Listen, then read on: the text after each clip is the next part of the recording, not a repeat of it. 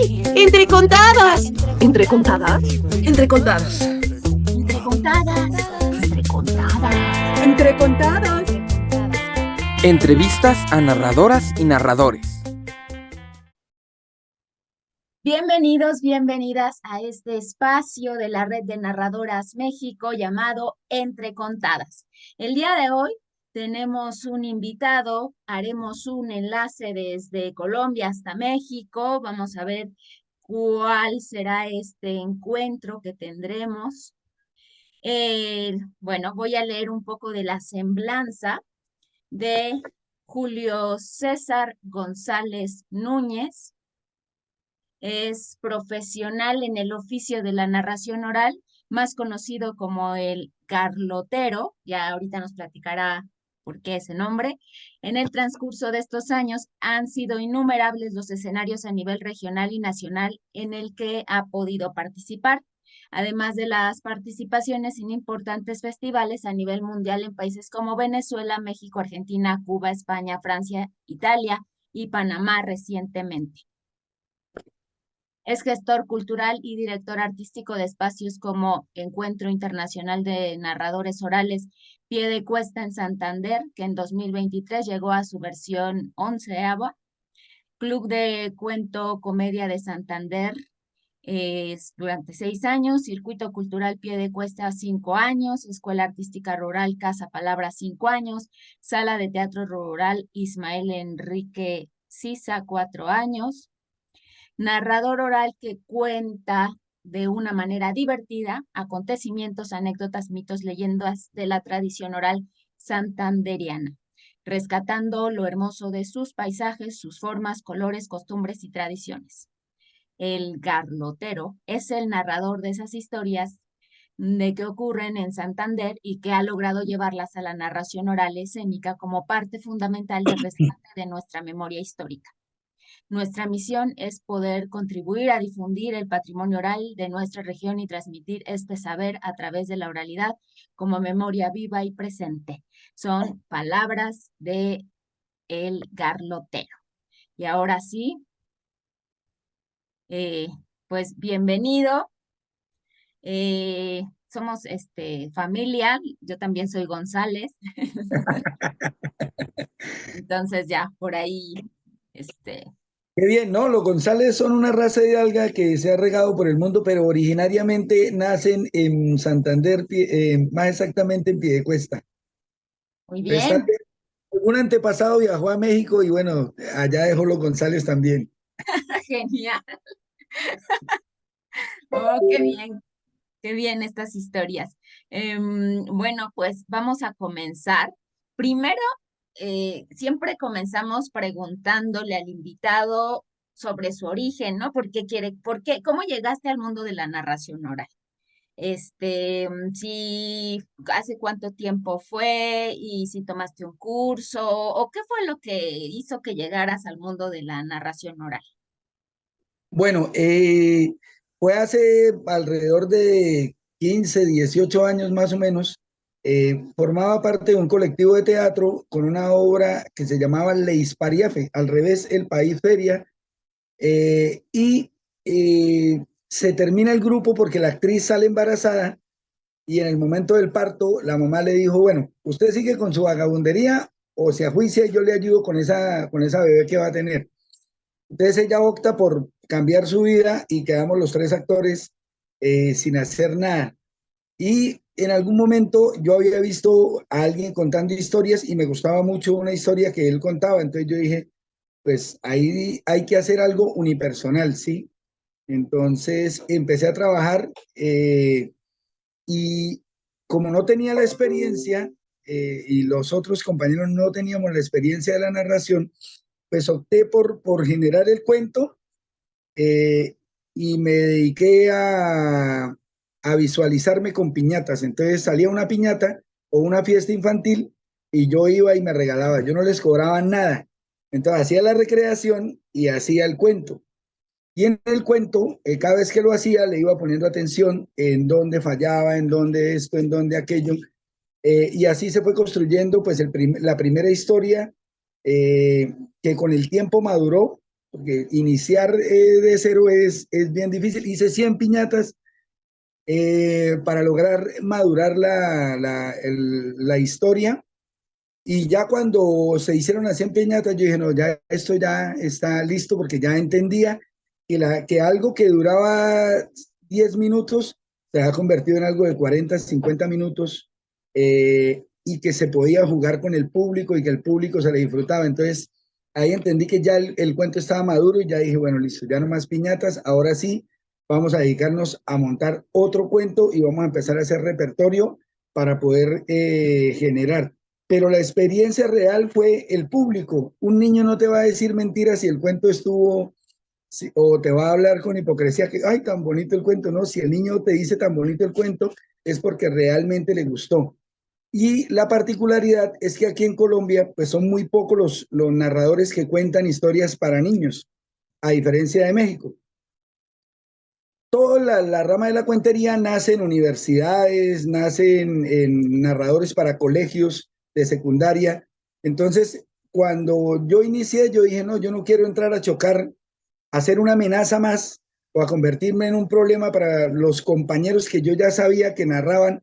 Entonces yo dije, no, yo me voy a ir por los cuentos infantiles. Y así inició, pues, como mi carrera como narrador y yendo a contar a las escuelas y yendo a las piñatas y yendo a todos lados donde podía, me regalaba, iba y hacía el show, pero cada vez que terminaba hacía agenda, iba apuntando dónde y cuándo se falló, qué esperamos, esto hay que quitarlo, esto hay que dejarlo y así.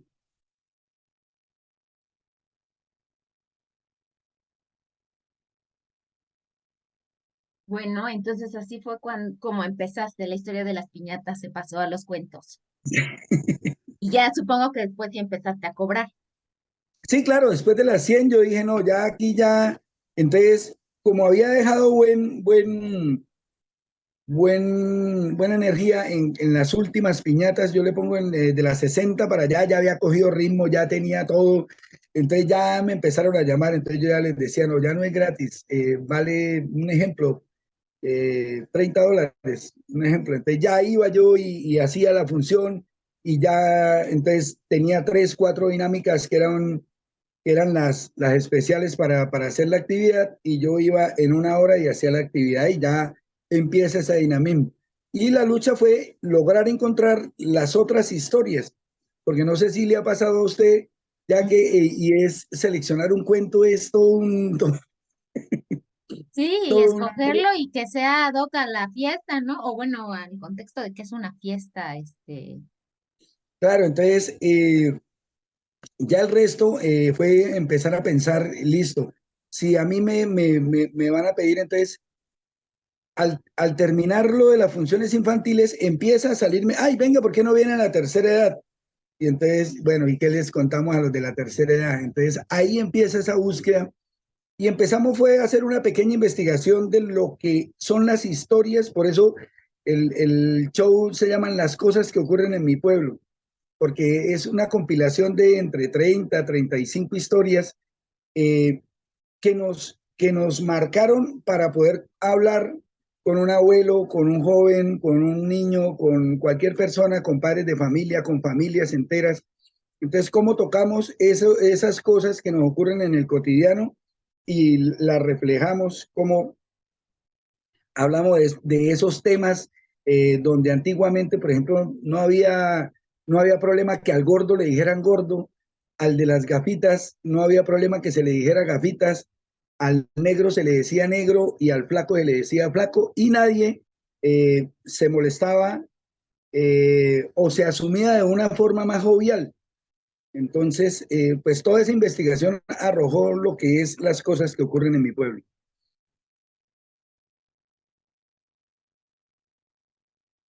y justo entonces, ¿qué historias son las que te gusta contar?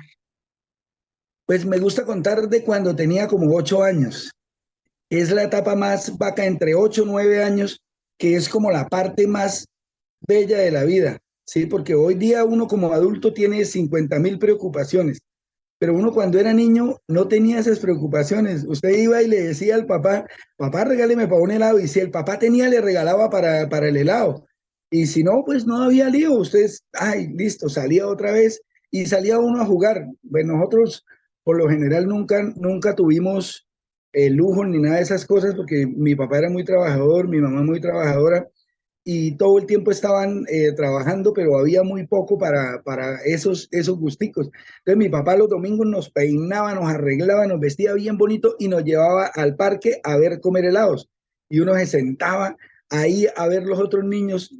Entonces somos cuatro hermanos y entonces desde pequeño mi papá nos llevaba al parque, así no nos gastara nada, pero nos sentábamos ahí a ver pasar toda la gente, a compartir con toda esa gente que se hace en una plaza, pues como en los pueblos de México y en los pueblos de Colombia, la gente sale los domingos al parque o a la plaza a compartir un rato.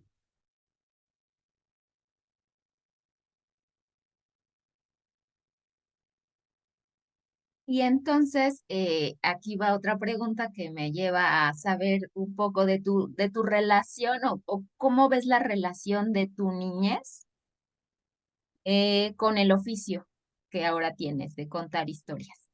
El, el, ¿Qué fue lo que te dio la niñez para que ahora seas un contador de historias? claro, entonces, por ejemplo, yo trataba de recordar toda esa infancia donde uno, por lo general, me la pasaba castigado en la casa porque era muy destrozón y muy pícaro. Entonces, por lo general, me la pasaba en la casa, siempre anhelando que me dieran permiso para salir a la calle a jugar, pero mi mamá, pues desde muy pequeño, haga tareas, haga oficio y haga cosas en la casa. Y el tiempo que había, hoy día no hay, hoy día los celulares han cambiado la vida de los niños, pero ese tiempo que teníamos antiguamente era una hora para ver televisión. Entonces, había que aprovecharla al máximo y preciso cuando uno se quería sentar a ver televisión, pasaba la mamá y Julio César, 9 por 8 porque mi mamá tenía un problema, una enfermedad con las tablas de multiplicar. Yo no sé si a ustedes allá les pasó, pero mi mamá quería que uno supiera las tablas de multiplicar y yo pues no era como muy, entonces mi mamá, Julio César, 9 por 8 y yo 24. Y claro, mi mamá se acercaba, me sobaba la cabeza y me decía, bien, mijo, bruto pero seguro. Porque antiguamente a los papás no les interesaba que fuera uno muy, sino que fuera abeja, que resolviera uno.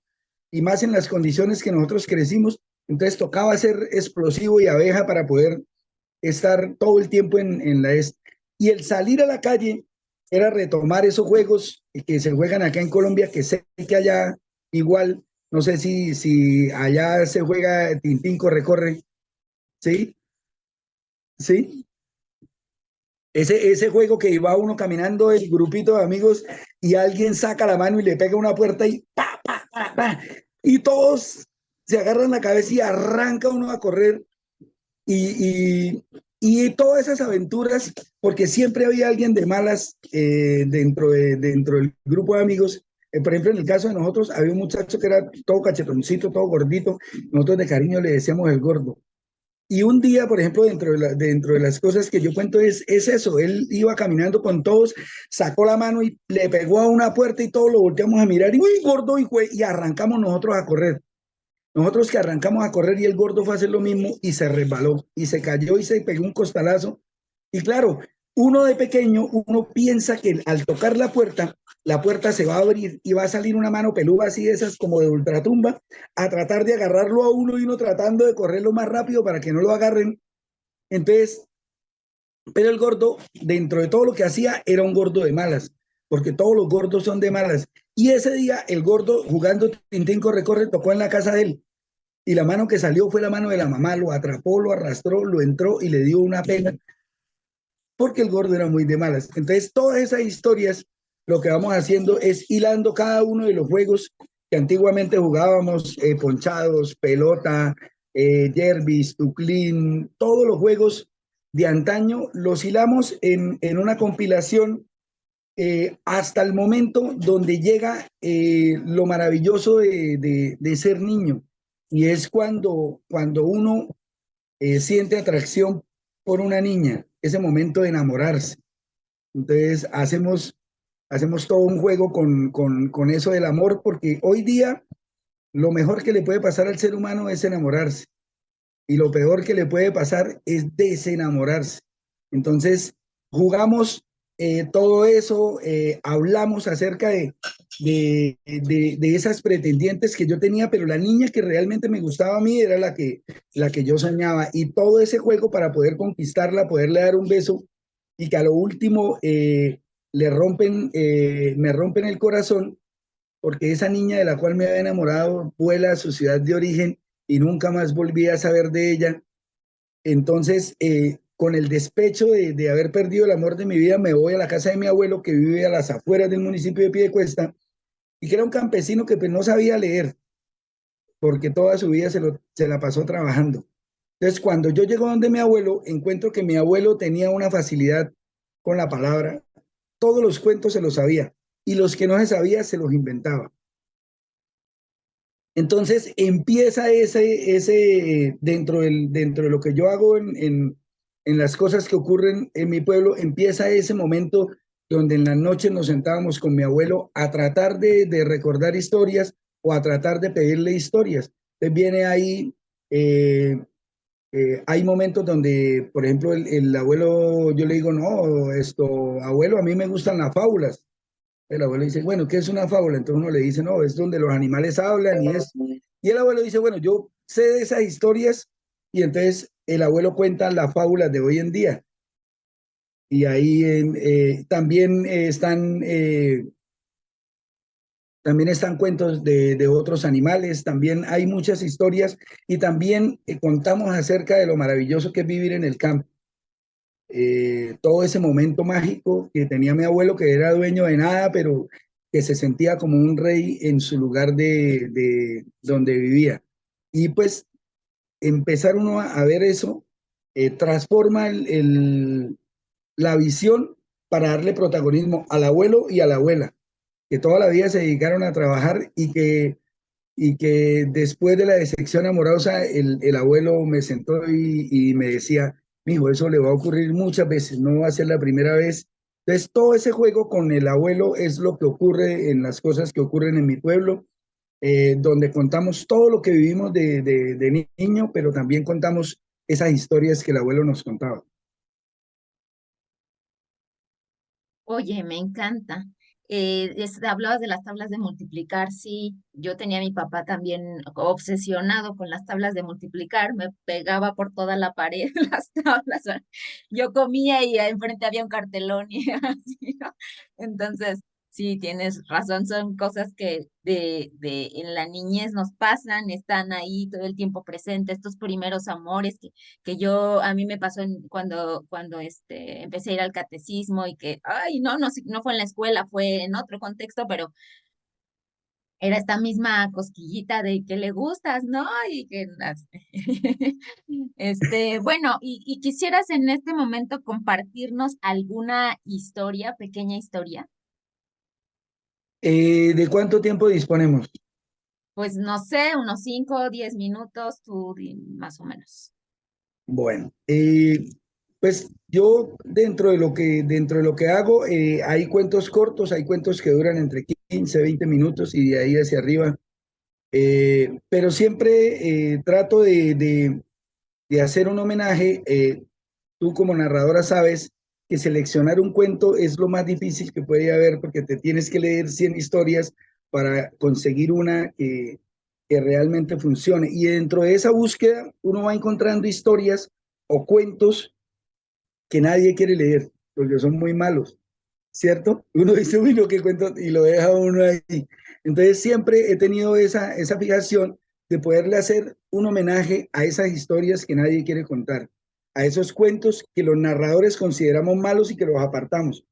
Entonces, dentro de eso, hice un cuento, y este cuento es la historia de un cuento que iba caminando por una montaña. Al frente se quedó observando y había otra montaña, y allá, al fondo de esa montaña, vio otro cuento. En medio de esas dos montañas había un puente colgante y debajo del puente colgante había un precipicio de más o menos 200 metros. El puente que estaba en esta montaña decidió apresurarse para pasar por el puente. El cuento que estaba en esta montaña, al ver que el otro cuento descendió rápidamente, hizo lo mismo. Cuando ambos llegaron a la orilla del puente, se quedaron mirando y se hicieron el amague para saber quién iba a pasar. El puente colgante era muy estrecho y solamente cabía un cuento.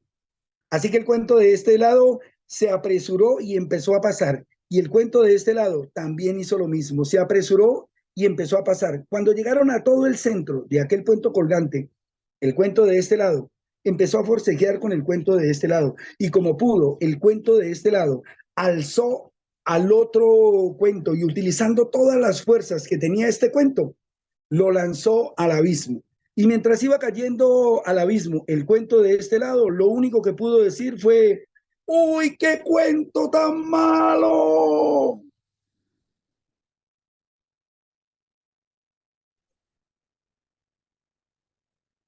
Ok, malísimo. Ay, no, qué cruel. Bueno, excelente, me encanta. Eh, También cuentas ahora, bueno, digo, te has dedicado para contar cuentos para niños, me queda claro, para la niñez.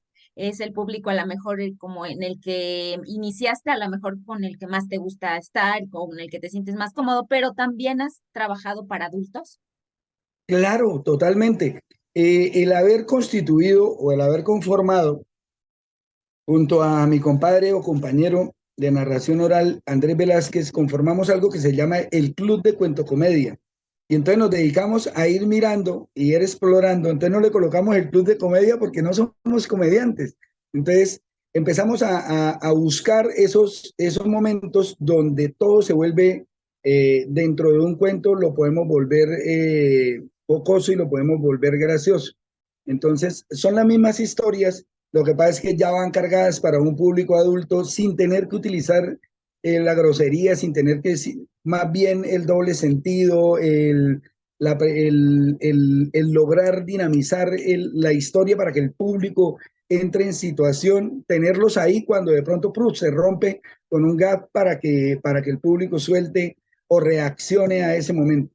Entonces, de ahí nace el contar historias para los adultos en el Club de Cuento Comedia. Y bueno, también la pandemia nos enseñó que nos tocaba mutar, porque resulta que cuando llegó la pandemia, aquí en Piedecuesta, solo había un lugar donde usted podía salir, te hablo de toda la pandemia, donde usted podía salir y no habían restricciones.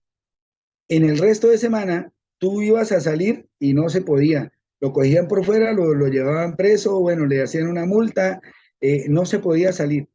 Y acá hay un lugar que se llama el Mercado Campesino en la Mesa de los Santos, y allá los domingos habían 5.000, 10.000 personas sin tapabocas, sin nada.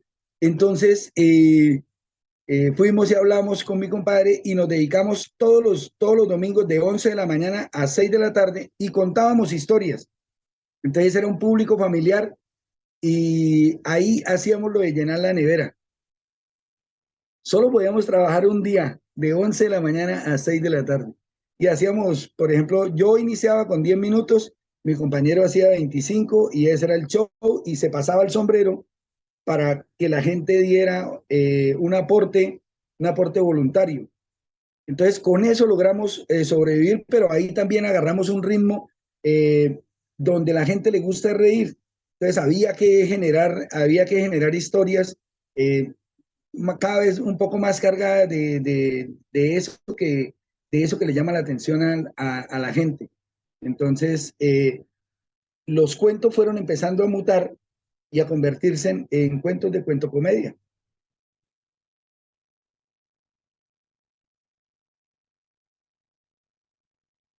Oh, qué genial.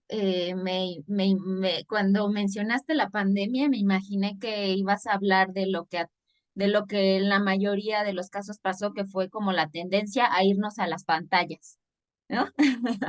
A contar cuentos en la pantalla y no sé qué, pero, pero esto que compartes es, pues yo no había escuchado, ¿no? Que durante la pandemia por lo menos un día sí se pudiera salir. Y entonces la Y era gente, ilógico, porque en el resto de lados, no, por ejemplo, yo hice el festival en plena pandemia y, por ejemplo, dentro de lo que hice fue, me dijeron, no, no hay posibilidad de que haya público. Más sin embargo, yo me traje un amigo de Cali, dos de Bogotá, me traje otro de otras ciudades y los hice venir. Y yo dije, tenemos que contar, porque si no nos vamos a volver locos. Y entonces me los traje y me di a la tarea de ir a los colegios, a las escuelas, y le decía, présteme 10 alumnos, separémoslos, pongamos todo el protocolo de seguridad, pero no dejemos de contar. Y entonces hicimos el festival con funciones para 10 niños. mm, Entonces, pero es eso, pues nosotros tratábamos de reinventarnos todo el tiempo.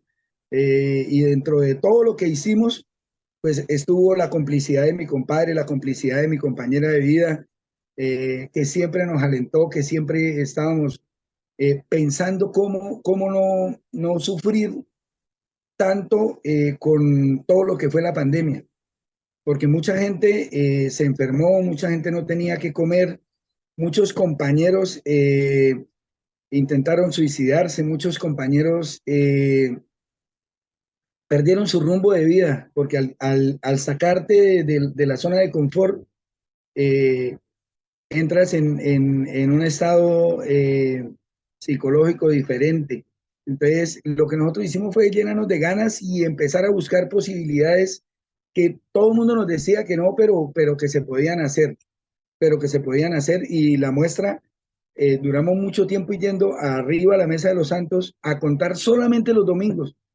Y hacemos 5 o 6 funciones y traíamos el alimento para la casa, entonces ya uno estaba tranquilo, nos dedicábamos a escribir entre semana, a hacer otras cosas, porque yo vivo en la parte rural, vivo como en el campo, ¿sí? En una parte agrícola, entonces desde ahí pues nos sentábamos, no había necesidad de ir al pueblo, solamente cuando había que hacer mercado bajábamos, porque ya hiciera una prioridad y ya ahí cuando tú vas a hacer mercado no te podían detener, entonces ya uno iba y lograba conseguir las cositas. Pero todo fue una mutación porque nos enseñó a todos que nada está fijo, nada está seguro. Hubo gente que perdió empresas, perdió muchísimo dinero. Otros fue la oportunidad de su vida. Yo me imagino que el que sacó los tapabocas se llenó de plata, y muchas empresas que tuvieron que ver o estaban relacionadas con la salud se llenaron de dinero. respecto a eso, ¿cómo ha sido para ti el regreso? O sea, ya se tiene tiempo que se retomaron actividades, que ya regresó como, digamos, el trabajo o como estaba. Sí, yo pienso que antes, hoy día hay más fortaleza en lo que hacemos, porque no paramos. Ujú. Eh, Al menos siempre yo estoy tratando de generar, aparte de que aquí pues mi casa la transformamos en una sala de teatro rural donde tenemos un proceso con los niños, solamente para los niños de la vereda, que son 25 niños que vienen a hacer cine, que vienen a hacer, hacer teatro, que vienen a jugar con nosotros, porque la idea de la Casa Cultural es tenerles los juegos que no tienen en la casa. Entonces aquí encuentra desde ajedrez, parques, dominó, bueno, todos los juegos. Entonces ellos solamente llegan, profe, présteme la pelota. Y uno saca el balón y se lo entrega. Profe, présteme unas maras o canicas. Entonces uno le entrega las maras. Y la idea es que encuentren un refugio aquí, que fue donde logramos pensar que podemos hacer algo diferente eh, para la sociedad. Con un niño que logremos cambiarle la mentalidad, pienso que vamos a hacer mucho, porque la problemática aquí, de donde yo vivo, hacia arriba, póngale 1 kilómetro, hacia arriba en la montaña, donde no hay camino, no hay carretera, donde no hay nada, vive gente que no tiene los recursos, que construyen sus casitas con cartón, con tablas, con latas, con plástico, y que son papás que no son esos papás que uno sueña, no son papás que son consumidores, que son violentos, que tienen problemas de judiciales, que bueno, que tienen todo ese problema. Entonces, ¿qué hacemos con los niños? aquí tratamos de brindarles la oportunidad. No tienen nada que hacer, papi, llegue a la casa. Y la complicidad de los papás hace que esos niños vengan y no haya que el permiso. No voy para casa palabra, entonces los papás ya saben que ellos vienen para acá. Y se distraen, la pasan chévere, jugamos con ellos y estamos haciendo un proceso pensando en que podemos cambiar una sociedad, en que podemos, porque estos niños en la parte rural, pienso yo que la oportunidad que se les da es que el sábado de quincena, para poder tener acceso a una garguería o algo, tiene que sentarse en la tienda con el papá y el papá tomando cerveza o tomando trago. Es el único momento donde los papás son votados, que le gastan a uno, porque mi papá hacía lo mismo, estaba uno en la tienda y papá, pida lo que quiera, mijo. Y uno, claro, uno aprovechaba chitos, bombones, de todo. Entonces, esos niños, la única opción que tienen es ir a la tienda o al billar donde juegan los papás y el día que sean grandes, se van a sentar con su dinero a tomar y a jugar ahí en el bolo o en el billar y van a tener esa misma expectativa que tiene el papá. Entonces aquí lo que hacemos es impulsar o tratar de buscar esos talentos que esos niños tienen, porque casualmente nos dio la facilidad de que, por ejemplo, haciendo el taller de dibujo, encontramos un muchacho que logra tener un trazo increíble. Hicimos una exposición de rostros de todos los niños, se llama Miradas de la Montaña de Colores, y se logra eso, descubrirle el talento al muchacho. Entonces, yo estoy convencido de que si solamente en la vida me prestan un asadón, pues yo voy a aprender a utilizar el asadón. Pero si me brindan opciones, voy a generar otro tipo de... Entonces, puede que no todos salgan músicos, puede que no todos salgan pintores, puede que no todos salgan en el teatro, puede que no todos cuenten historias, pero brindarles las oportunidades y las herramientas de que vean grupos de teatro, grupos de danza, bailarines, zanqueros, que vean todas las disciplinas del arte. Pienso que con eso vamos a lograr que uno de ellos se encamine y que con el tiempo se convierta en un multiplicador.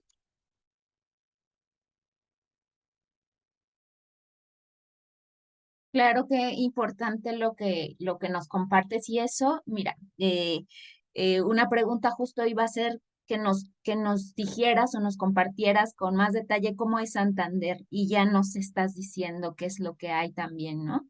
Ya nos nombraste a la montaña de colores, nos nombraste a la niñez, cómo es, cómo vive y cómo tu proyecto o tu trabajo hace esta mirada puesta en que ellos se vuelvan, que crezcan conociendo las artes para que también en algún momento puedan ser multiplicadores de estas experiencias que ellos han vivido, que ellos puedan decir, esto que yo viví, que yo aprendí, que yo sentí estando en este espacio lleno de arte, quiero que otros también lo vivan. Entonces eso me parece que, que nos muestra mucho de lo que es el lugar en el que tú te encuentras trabajando y que no solo es el trabajo de contar historias, ¿no? Sino también del trabajo comunitario.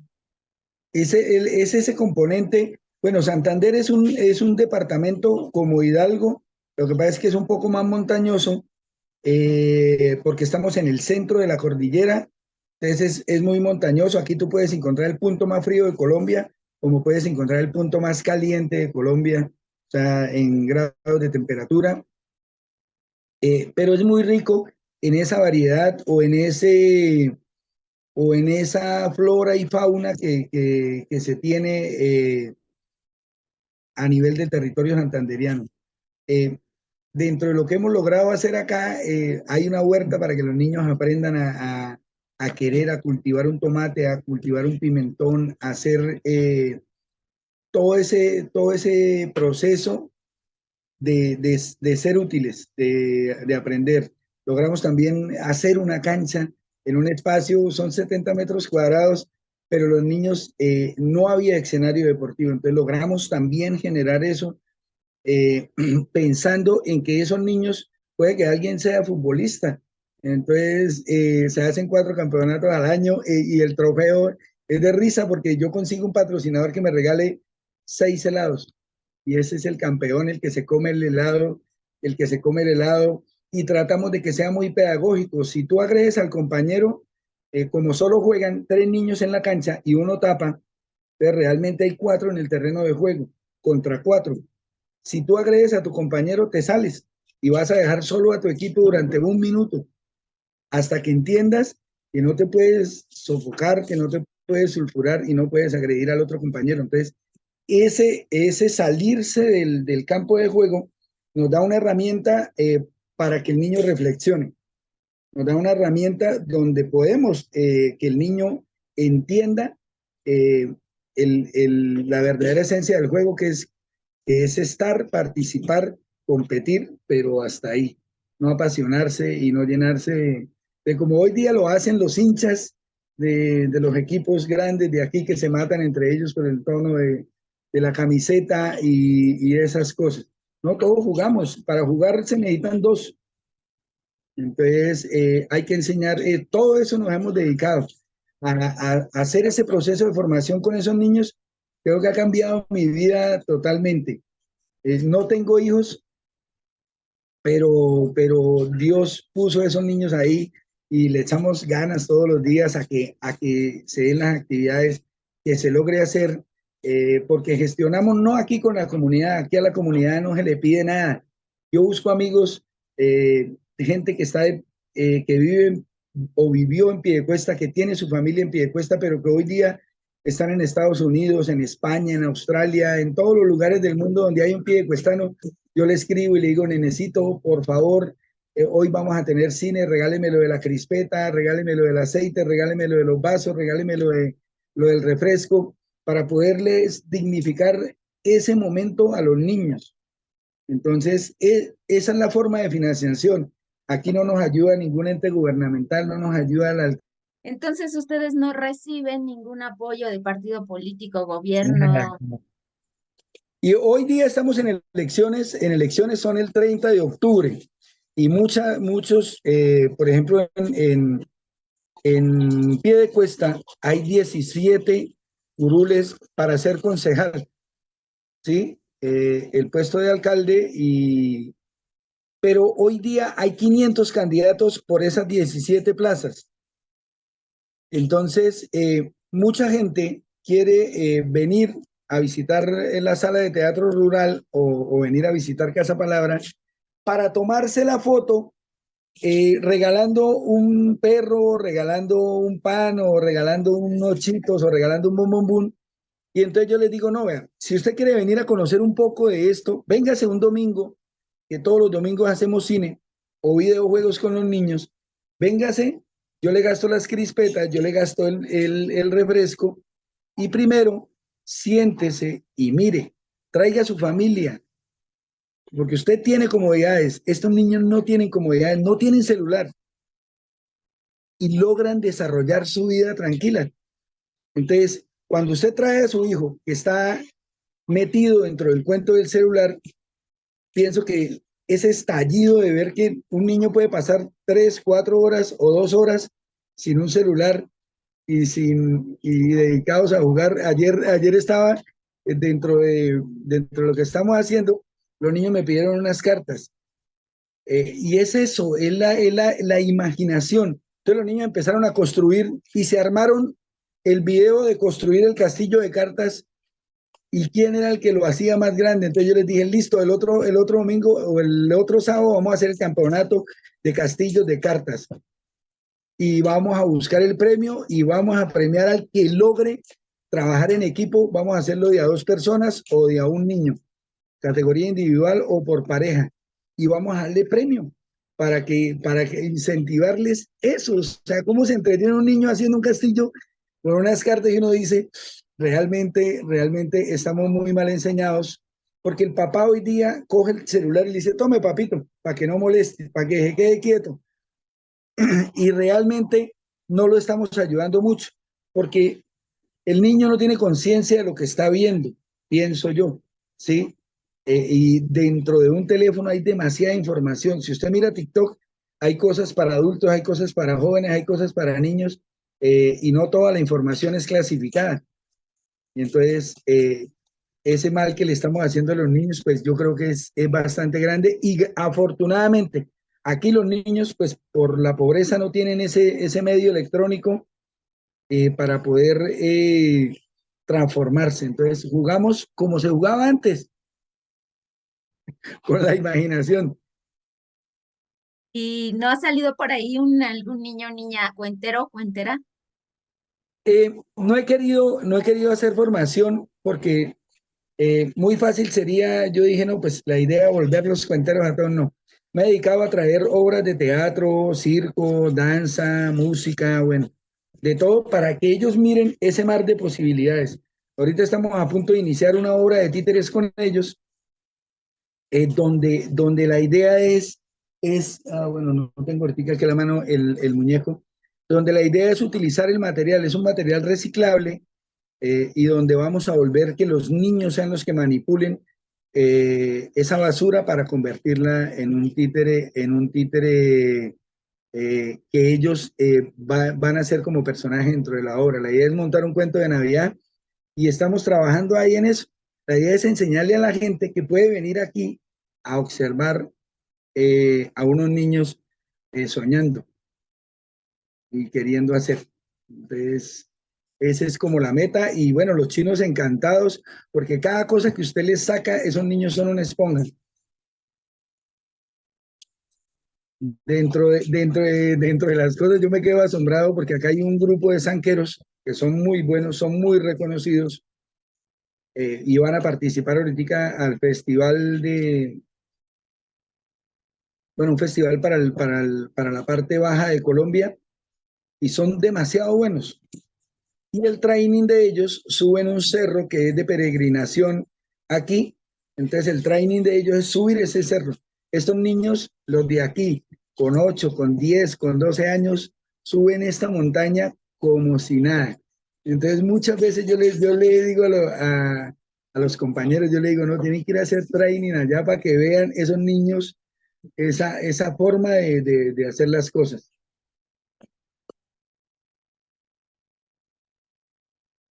Por ahí una pregunta que te iba a hacer al principio y ya no te la hice. ¿Por qué el garlotero? Bueno, el garlotero realmente son dos palabras, ¿sí? Es la disociación de dos palabras, una garlar y otra garrotero. Garlar, ¿por qué?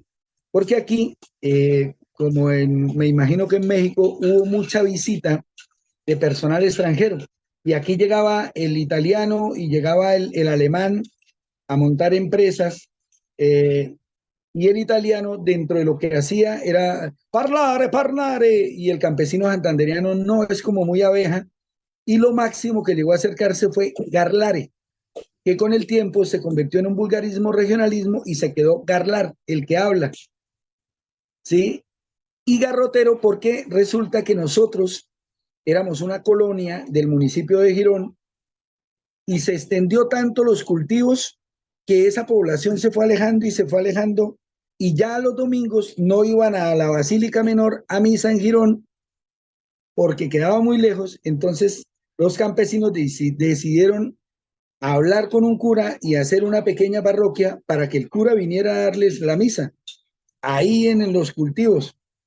Y el obispo se llenó de rabia y citó al ejército, a la policía y armó una turba para venirse a llevar a la gente para que obligados fueran a misa. Al enterarse el grupo de personas que estaban en esta parte, que ya tenían su iglesia, se armaron de garrotes y ese día les dimos una garrotera y se tuvieron que devolver sin llevar la gente. Y desde ahí, de ese momento, empezó ese proceso de independización y ellos en venganza nos pusieron garroteros. Entonces, garlar, que es la primera palabra, y garrotero nos dio una nueva palabra que es garlotero, garlador de historias de Piedecuesta.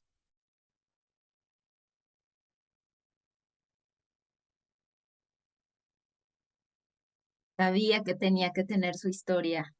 Sí. Ese nombre, esa palabra nunca la había escuchado, solo desde que te conocí.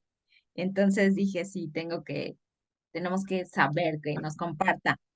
Em, También tú gestionas un festival. yo ya veo que tú eres un gestor de proyectos, que buscas, que encuentras la forma. Platícanos un poco de este festival, cómo surgió, cuál fue como la motivación de que se iniciara este festival. Bueno, este festival nace realmente hace casi 12 años y nace cuando nos quedamos, el grupo de teatro se queda sin la actriz y cada uno comienza a trabajar por aparte. Entonces, en algún momento, cuando yo ya empecé a contar cuentos, en una piñata me encontré a uno de los compañeros de teatro y entonces dijimos, vamos a hacer un colectivo, vamos a contar cuentos. Y ahí nace el colectivo de narración oral El Garlotero.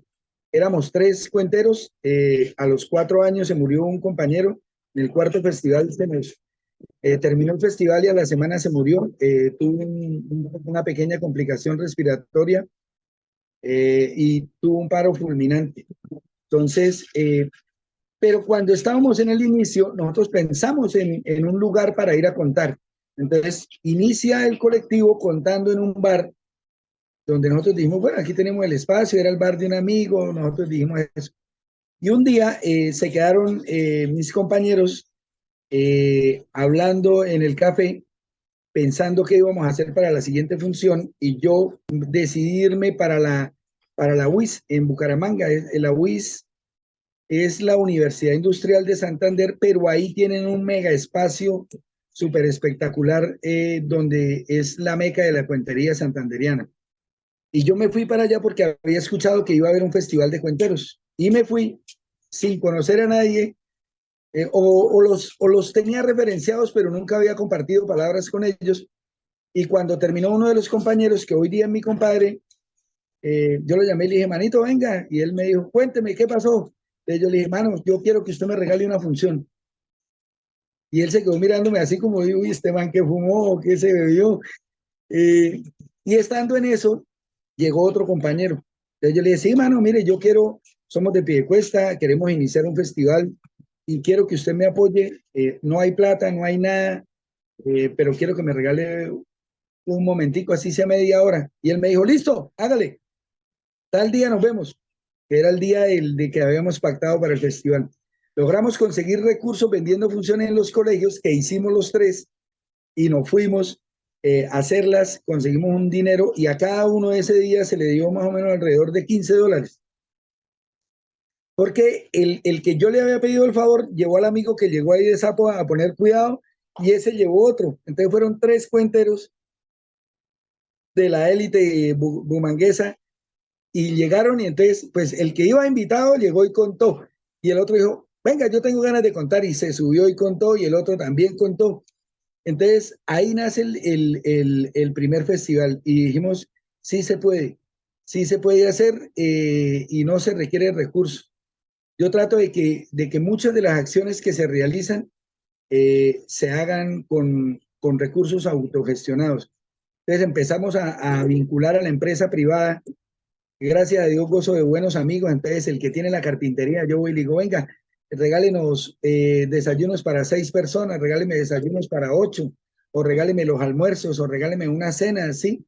Entonces, y los vamos vinculando dentro de lo que es la publicidad del festival. Y hemos logrado recibir el apoyo de la alcaldía, de la gobernación y del Ministerio de Cultura en los últimos años, eh, pero no es garantía de que se pueda. Por ejemplo, el año entrante, como estamos a puertas de elecciones, el 30 de octubre debe haber ya nuevos mandatarios que empiezan a partir del 1 de enero. El festival es la última semana de abril porque pues se piensa en la semana literaria, en el Día del Idioma y en la Semana de la Niñez, ¿sí? Esa es como la excusa de hacer el festival. Y de enero a abril no sé que sé que va a ser imposible que se logre hacer un empalme con los funcionarios nuevos que llegan y que se logre empalmar. Entonces ya de una sabemos que no contamos con los recursos, pero ya, por ejemplo, yo estoy metido en el cuento, se pasó una carta de invitación a alguien que no conocía, alguien que nada, pero que empecé a escribirle es alguien de Marruecos, me empezó a contestar, hicimos amistad, me dijo, hágale mi hermano, yo voy. Y así va ocurriendo mágicamente parte de lo que nosotros hacemos. Entonces, creo que sí se puede hacer un festival, pues obvio, con las uñas, teniendo carencia. Lo que tratamos de decirle a la gente que viene a nuestros festivales, yo me hago responsable de que usted llegue al aeropuerto hasta el momento en que usted se vaya y usted no va a gastar 100 pesos.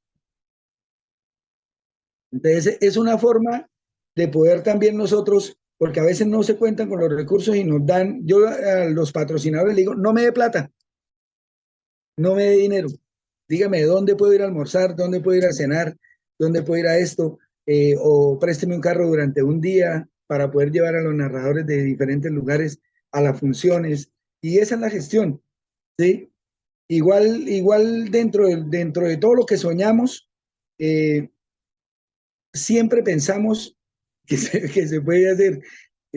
Hace muchos años soñé con escribir los cuentos del repertorio y yo decía, yo tengo que tener esos cuentos. Y yo no sé si en México, como en acá en Colombia, había unos cuentos que eran pequeñitos, amarillos, eran los cuentos de los hermanos Grimm, que los vendían en las papelerías.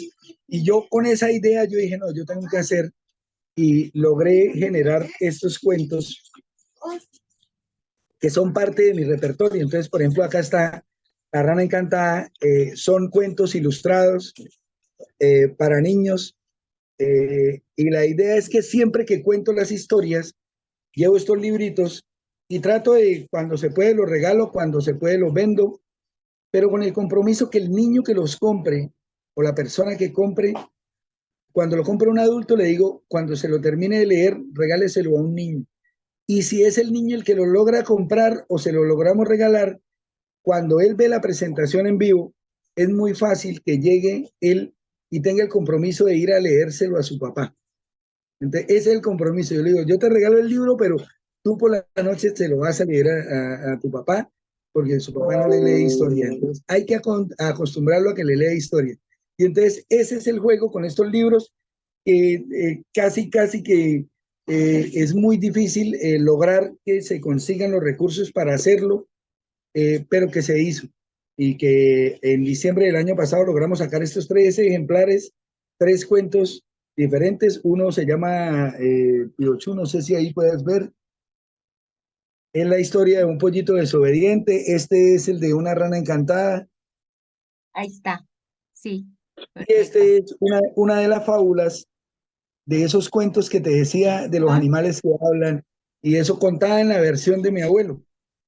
Y la idea es plasmar todo el repertorio pues que yo tengo, que serán alrededor de 35 historias, plasmarlos en cuentos así, para hacer promoción de lectura, para llevar algo diferente dentro de lo que se hace en los colegios, en las escuelas, y a donde uno lleva una función de cuentería. ¿Sí? Siempre que me contratan, yo trato de decirle, bueno, me permite llevar los cuentos, yo los ofrezco, si me los compran bien, si no los regalo y ya. ¿Sí? Pero esa es como la labor. Entonces, cada sueño o cada cosa que intentamos, pensamos que sí se puede hacer. Y estamos convencidos de que las limitaciones están en la cabeza. Entonces, siempre positivo, siempre se puede, siempre hay algo por hacer. Súper. Bueno, pues vamos cerrando esta charla que ha sido maravillosa. Nos has compartido tanto de lo que haces, que nos inspira, ¿no? Estoy segura que a muchas personas narradores o no narradores que vean esta entrevista, los motivas también para que también ellos, si tienen ahí algún sueño por hacer, lo lleven a cabo. Pues vamos a despedirnos. Algo que quieras compartirnos, ya sea que nos quieras contar una última historia o unas últimas palabras, lo que tú nos quieras decir. Listo. Esta es la historia de un pollito que se levantó un día y se fue a la cocina donde mamá gallina estaba preparando unos huevos omelette. Y le dijo, mire, mamá gallina, me acabo de despertar y ya sé qué quiero ser cuando sea grande. Mamá gallina se quedó mirándole y le dijo, pollito, ¿y qué quieres ser cuando sea grande? Y el pollito le dijo, mire, mamá gallina, cuando yo sea más grande, yo quiero ser presidente de la República de Colombia. Y mamá gallina abrió los ojos y le dijo, ¿cómo así, pollito? Si es que para ser presidente de la República de Colombia hay que estudiar. Y claro, esa fue la respuesta de mamá gallina, y el pollito se dedicó muy juicioso. hizo su primaria, hizo su secundaria, y cuando se estaba graduando en la universidad, ese día cuando llegó a su casa con el cartón, le dijo: mamá gallina, hoy más que nunca estoy convencido que cuando yo sea más grande quiero ser presidente de la República de Colombia. Y mamá gallina se quedó mirando y le dijo: ay, pollito, otra vez con eso, pollito, si es que para ser presidente de la República de Colombia hay que, Trabajar.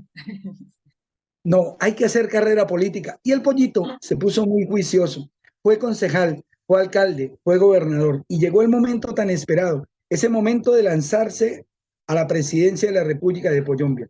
Cuentan que las elecciones fueron tan reñidas que el pollito, que soñaba con ser presidente de la República de Colombia, ganó por un voto. Y cuando el pollito, que quería ser presidente de la República de Colombia, cuando fue presidente de la República de Colombia, no hizo ni pío. Oh,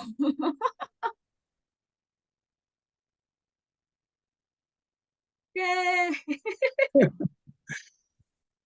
genial. Bueno, muchísimas gracias. Estamos muy agradecidas a nombre de la Red de Narradoras México por esta entrevista. Gracias por tu tiempo. Un abrazo desde México a todo Colombia, especialmente a Santander, a esa montaña de colores, a esos niños y niñas con los que trabajas. Y bueno, pues nos despedimos. Espero que esta entrevista les guste. Hagan sus comentarios cuando la vean, manden los comentarios y se los haremos llegar a Julio, el garlotero. Y bueno, nos despedimos. Espero que nos encontremos pronto en otra entrevista. Esto fue en Entre Contadas. Listo. Y para todos, ténganlo muy presente, tener un colombiano en casa, en cualquier lugar del mundo, da prosperidad, da fertilidad y da mucha, mucha buena energía. Ahí nos vemos. Bienvenidos, Colombia. Y tus redes sociales antes de que nos vayamos. Para los que quieran, para los que les gustó esta entrevista, me pueden buscar en Instagram como @elgarlotero, en Facebook como @elgarlotero o @Julio César González elgarlotero. Bueno, y para los que no les gustó, nos pueden buscar en Twitter, que no tenemos, para que se pierdan un rato. Entonces, chicos, muchísimas gracias. Nos vemos. Que viva México. Adiós. Red de Narradoras México.